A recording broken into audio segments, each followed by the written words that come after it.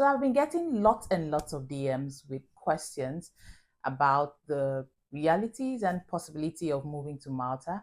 And I think a lot of people have the wrong idea about living here.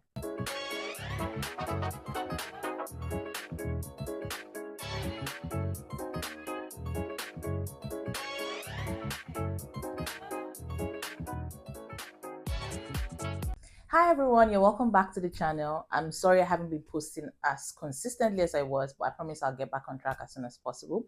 If you're new here, my name is Moe Douglas, and on this space I share mostly informative content about my perspective and experiences living, working, and navigating the EU as an African expat.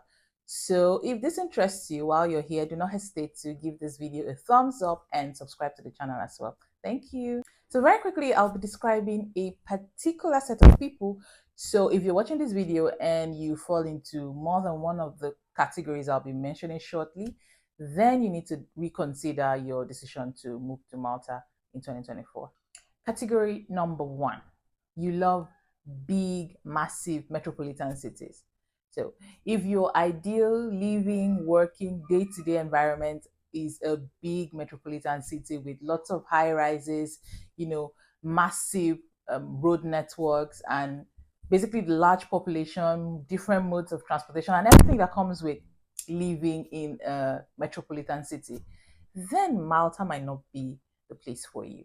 As a matter of fact, if that is your vibe, you're going to be sorely disappointed living here, because not only is this country small, it's also rich in culture and history, which is a good thing though. So going by looks, it has more of a cultural or historic or ancient vibe for the most part. Also, most of the roads are narrow, and the only options for public transportation are buses and ferries, as there are no metros or overland trains here either. As a matter of fact, because of the narrow roads and issues with parking here, I find that a lot of people drive really small cars. So if big vehicles or big cars and SUVs are your vibe, I think you're going to struggle with that too.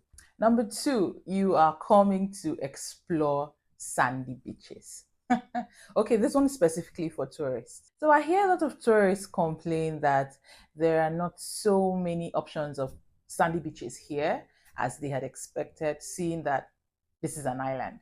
Again, if your sole purpose of visiting is because you were looking for an affordable option to explore sandy Mediterranean beaches, then you're going to be disappointed. The thing is, most beaches here are rocky, and the sandy beaches are usually very crowded in the summer. So it's better you're well informed so you do not set yourself up for an underwhelming experience. But do not get me wrong, however, Malta is beautiful, the beaches are beautiful. I mean, the views, even on the rocky beaches, are absolutely stunning. Group three, you are on the hunt for high paying jobs. So you're coming to Malta because you are in search of high paying jobs. Well, depending on the part of the world you are coming from, the minimum wage in Malta is low, especially when compared to other European countries. And as such, the salaries are lower in comparison to other EU countries. But then again, the taxes here are low. So at the end of the day, the take home may not be so different if you ask me.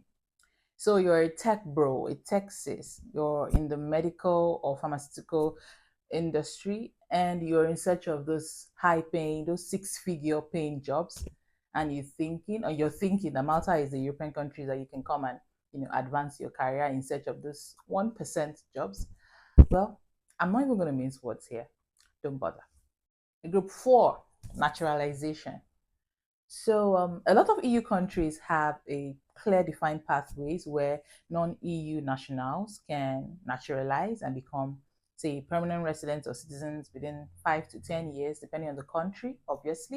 So if it is your intention to eventually naturalize here, it's going to be hard. I'm not even going to lie. Well, unless, of course, you have enough money to invest through one of the numerous permanent residence pathways available. If you want to know more about this, I'm going to leave a link to a video in the description box detailing the pathways to permanent residency in Malta as explained by legal experts here. I'm not talking about immigration consultants or whatnot. I'm talking about legal experts that are resident in Malta and are doing this currently. On the other hand, this is a very strict country when it comes to immigration. I mean, you can only renew your residency 1 year at a time. That means every single year. And every time your application is seen like it's like a fresh application where you would be scrutinized for all the criterias, for which you were granted the residency in the first place. And you can be refused if you do not meet this criteria. As a matter of fact, if you lose your job, you have, I hear, 10 days to leave the country. That's how strict they are. And if peradventure you were able to stay for 5 years, renewing your residency every year, then you would be eligible to apply for the long-term residency of 5 years, which you would still need to renew every 5 years, assuming you still meet the set requirements. And this happens until you can become a citizen, which, based on my findings, can take as long as 18 to 20 years in total. Now, this is a small country with a population of a little over 500,000 people. It would not make sense to allow people to, easily naturalize here, especially when preserving their heritage, their culture, and their history is a priority, like it is, and as it should be.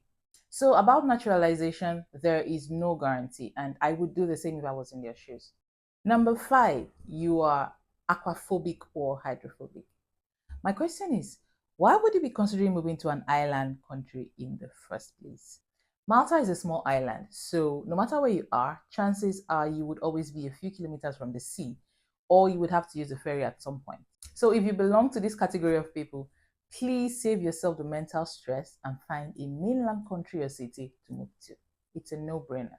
If you belong to more than one of the previous categories mentioned, my sincere advice would be to look elsewhere. Because you see, it is one thing to adapt to living abroad in a new country, but adapting under circumstances that are potential deal breakers is a different ballgame entirely. Ensure that you do proper research before you move to a new country or city so that you will not be caught by surprise like a lot of people are. In my next video, I'll be sharing some of the things I love about this island country and why staying here is a great fit for me and my family at this point in time. So you should look out for it and turn on your post notification bell if you haven't already. Thank you for watching. As always, until I come your way again in another video, do have an amazing day. Bye bye.